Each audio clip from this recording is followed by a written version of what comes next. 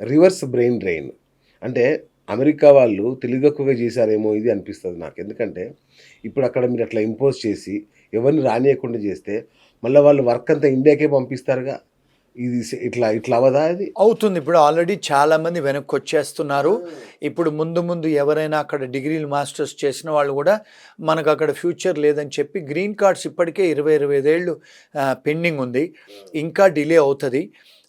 రెండోదేందంటే ఇలాంటి పాలిసీస్ వచ్చినప్పుడు కంపెనీస్ కూడా హైర్ చేయడానికి ఉండదు. ఎందుకంటే వాళ్ళ దగ్గర అంత ధనం ఉండదు, డబ్బుండదు. రెండోది. మూడోదేంటంటే ఇప్పుడేంటంటే ఎప్పుడు కూడా మీరు చూడలేదు మీ మీ వ్యూవర్స్‌కి ఏంటంటే ఇదొక న్యూసు. చైనా వాళ్ళిప్పుడు ఆర్టిఫిషియల్ ఇంటెలిజెన్స్ మీద కొన్ని వేల కోట్లు ఇన్వెస్ట్ చేస్తున్నారు. యాహ్! అమెరికాలో ఉన్న కంపెనీస్‌ని కూడా కొంటున్నారు చైనీసు. అబ్బా! ఇప్పుడు ఎప్పుడు కూడా చైనీసు ఇండియన్ హైటెక్ ప్రొఫెషనల్స్‌కు వర్క్ పర్మిట్స్ ఇచ్చిన దాఖలాలు లేవు ఇప్పుడు. లేవు. చైనా వాళ్ళు ఇప్పుడు మన ఇండియన్స్‌ని ఇన్వైట్ చేస్తున్నారు. జాపనీస్ ఇన్వైట్ చేస్తున్నారు. వావ్! వావ్! జర్మనీ వాళ్ళు ఇన్వైట్ చేస్తున్నారు. మన యంగ్ ఇండియన్ ప్రొఫెషనల్స్‌ని వాళ్ళు వర్క్ పర్మిట్ చేసి పిలుస్తున్నారు వాళ్ళు. ఓహ్! అంటే చాలామంది ఇప్పుడు ఔట్ సైడ్ అమెరికా ఆలోచిస్తున్నారు ఇప్పుడు. So that is going to be a reverse brain drain. డెఫినెట్‌గా జనాలు బయటి కంట్రీస్‌కి ఆలోచిస్తున్నారు ఇప్పుడు. అంతే కదా సార్.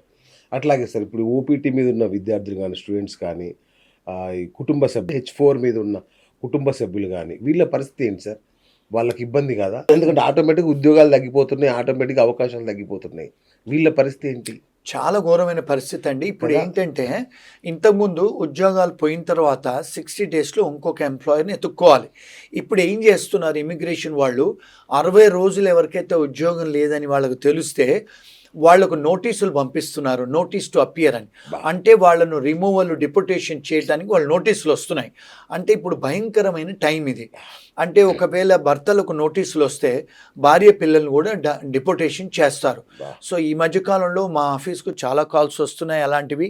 సో అందుకని జాగ్రత్తగా ఉండాలి. ఎవరికైతే ఉద్యోగం పోద్దో, ఎవరైతే ఎంప్లాయర్లు రివోక్ చేస్తారో వీసాలు, జాగ్రత్తగా అక్కడ ఉండి అరెస్ట్ అయ్యి డిపోటేషన్‌కు మీరు గురి కావద్దండి. మీరు అలాంటి ఏమైనా 60 డేస్‌లో మీకు ఒకవేళ ఎంప్లాయర్ దొరకకపోతే మీ భార్య పిల్లలు తీసుకొని వెనక్కి రావటమే బెటరు. అంతే. అది నా సజెషన్ అండి. ఇది లీగల్ అడ్వైస్ కాదు. కరెక్ట్. అంటే ఏదైనా ఉంటే అక్కడ లోకల్ లాయర్స్‌ని తెలుసుకొని సంప్రదించండి. But you have to be careful నా. ఇంత జరుగుతుంటే ఈ తానాలు, నాటాలు, ఆటాలు ఏం చేస్తున్నాయి సార్? వీళ్ళేం చేయలేరా? అంటే వీళ్ళు అమెరికా రాజకీయాల్లో అట్లలో చాలా కీలకమైన పాత్ర పోషిస్తారు గదా! వీళ్ళకి ఏం వర్డ్ లేదా చెప్పడానికి? అంటే ఇప్పుడు మీకు ఒక విషయం తెలియాలి. అంటే సార్. నేను చెప్పిన విషయం ఆటా తాటా వాళ్ళు నచ్చకపోవచ్చు. వాళ్ళు ఎవరు కూడా అమెరికన్ పాలిటిక్స్‌లో వీళ్ళు లాబీయిస్టులు కాదండి. హ్మ్. లాబియింగ్ అంటే ఏంటంటే వాషింగ్టన్ డీసీలో కూర్చొని పెద్ద పెద్ద కంపెనీస్ లాబియింగ్ చేస్తారు గవర్నమెంట్ ఆఫ్ అమెరికాకు. మన ఆటా తాటా వాళ్ళు, ఆనా వాళ్ళు వీళ్ళెవరు కూడా పొలిటికల్ లాబీయిస్ట్ కాదు వీళ్ళు. వీళ్ళు ఎంతసేపు సినిమా యాక్టర్లు పట్టుకురావటం, వీళ్ళంతా పెద్దవాళ్ళతో ఫోటోలు దిగటం, వాళ్ళు తెలుగు అంటే పండుగలు సెలబ్రేట్ చేసుకోవటమే కానీ, ఎవరన్నా తెలుగు వాళ్ళు కష్టాల్లో ఉంటే ఆ డెడ్ బాడీస్‌ని పంపించడమే గానీ, అలాంటివి చేస్తారు. వీళ్ళు పొలిటికల్ ఏం ఇంటర్ఫియరెన్స్ ఉండదండి వీళ్ళు. హ్మ్. వీళ్ళు లాబియింగ్ చెయ్యరండి మన వాళ్ళెవరు. ఓకే. ఇప్పుడు రీసెంట్‌గా చూస్తే చాలా మటుకు తానాలు అవన్నీ కూడా ఇప్పుడు ఆడిట్‌లోకి వస్తున్నాయి. చాలా కుంభకోణాలు జరుగుతున్నాయండి. సార్. వీళ్ళెవరు కూడా ఏం చేయలేరండి వీళ్ళు. ఇప్పటికి అందరికీ ఉన్న ఒక పెద్ద డౌట్ ఏంటంటే, ఇప్పుడు అమెరికాలో హెచ్1బి వీసా మీద ఉన్న ఒక వ్యక్తి, ఇండియాలో తల్లిదండ్రులకి అనారోగ్యం చేసింది. ఏదన్నా ఎమర్జెన్సీ వర్క్ పడింది. రావచ్చా? లేదా? వస్తే మళ్ళీ వెనక్కి పోవచ్చా? లేదా? రావచ్చండి. దీని మీద ఇంకా చాలా మందికి డౌట్ ఉంది. అవును. రావచ్చు, పోవచ్చండి. కానీ వాళ్ళకొక క్లయింట్ ఉంటేనో, లేకపోతే నిజంగానే ఉద్యోగం ఉంటేనే, వాళ్ళకి నిజంగానే పేరోల్ నడుస్తుంటేనో, వాళ్ళకి అవన్నీ లెజిటిమేట్‌గా ఉంటే వెళ్ళొచ్చండి, రావచ్చండి. ఓకే. డెఫినెట్‌గా ఎయిర్‌పోర్ట్‌లో సెకండరీ ఇన్స్‌పెక్షనో, ఫస్ట్ ఇన్స్‌పెక్షన్‌లో అడుగుతారు.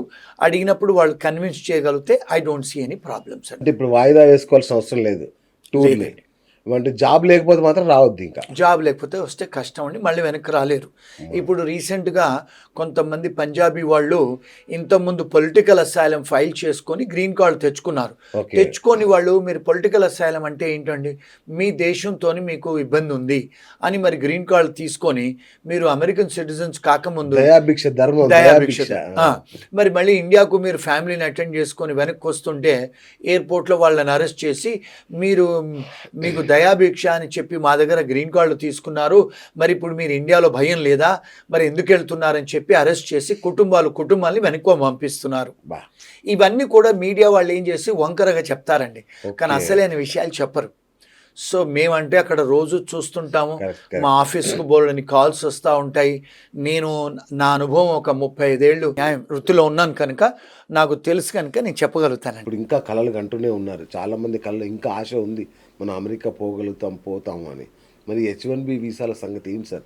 కొత్తగా యూత్ ట్రై చేయొచ్చా, లేదంటే స్టే వచ్చే వరకు ఆగాల, అసలు ఆలోచనే మానేయాలా? చేయొచ్చని నేను అనుకుంటానండి. ఓకే. ఎందుకంటే వాళ్ళు ఏమన్నారంటే ఇప్పుడు స్టూడెంట్ వీసా నుంచి H1 చేసుకునేటోళ్ళకి ఇది అప్లికబుల్ కాదు. అచ్చా. కానీ ఏమంటున్నారంటే బయట దేశం అంటే వేరే కంట్రీస్ నుంచి ఇక్కడి నుంచి ఎవరైతే కౌన్సిలేట్ అప్రూవల్ తీసుకొని Sir. లోపలికి వచ్చే వాళ్లకు $1,00,000 అది ఒక ఫీ సర్చార్జ్ పే చేయాలని అంటున్నారు. సో అక్కడ ఉన్న స్టూడెంట్స్కి నేనైతే ఇబ్బంది అవుతుంది అని నేను అనుకోను. సో ఇదంతా ఒక ఎత్తు అయితే సార్, ఇక మన విద్యార్థుల లేదంటే ఉద్యోగుల భద్రత చాలా దేశాల్లో అది ప్రశ్నార్థకంగా మారిపోయింది భద్రత అనేది.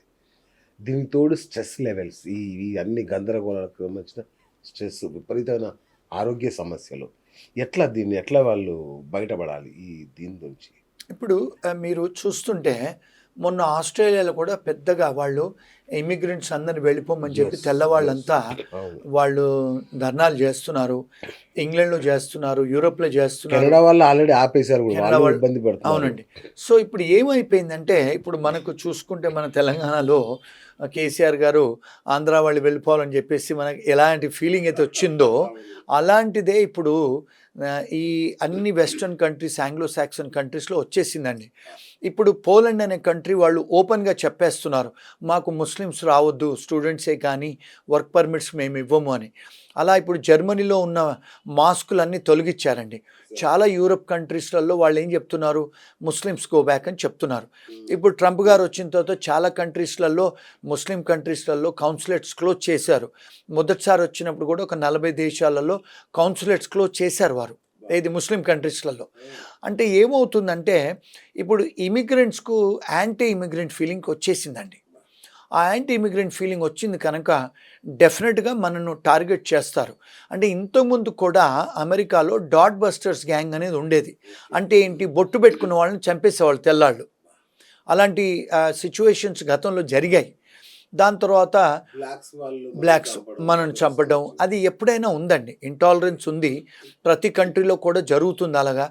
ఇంగ్లాండే కానీ, కెనడా కానీ, యూరోపే కానీ, అమెరికాలో జరుగుతుంది. ఇప్పుడు ట్రంప్ గారు వచ్చిన తర్వాత ఆ ఫీలింగ్స్ అనేది కొంత ఎక్కువ అవుతుంది ప్రపంచవ్యాప్తంగా. కెనడా కానీ, ఆస్ట్రేలియా కానీ, న్యూజిలాండ్ కానీ అన్ని కంట్రీస్లలో అది ఇప్పుడు ఇబ్బందికరమైన టైమే ఇప్పుడు. అంటే స్టూడెంట్స్కే కానీ లేకపోతే మన H1B వాళ్ళకి కానీ.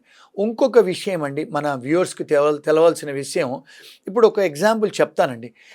ఇప్పుడు మనం ఇక్కడ బతుకమ్మ ఆడుకుంటాం, మీరు అమెరికాలో బతుకమ్మ ఆడి ఆ పూలను తీసుకుపోయి నదుల్లో వేస్తారు మన వాళ్ళు. మరి అక్కడ వాటర్ పొల్యూషన్ చేస్తున్నారు కదా, మరి వాళ్ళు ఊరుకుంటారా చెప్పండి. ఇప్పుడు రెండోది, ఇక్కడ హోలీ ఆడతారు, అన్ని హోలీ రంగులు వేసుకుంటారు ఇక్కడ అంటే మనకు హోలీ పండుగ. మరి అమెరికా కంట్రీ లాంటి దేశాలలో హోలీ ఉంటుందా? వీళ్ళందరూ హోలీ పండుగ ఆడుతున్నారు అక్కడ, వినాయక చవితి చేస్తున్నారు, పెద్ద పెద్ద సౌండ్లు పెడుతున్నారు.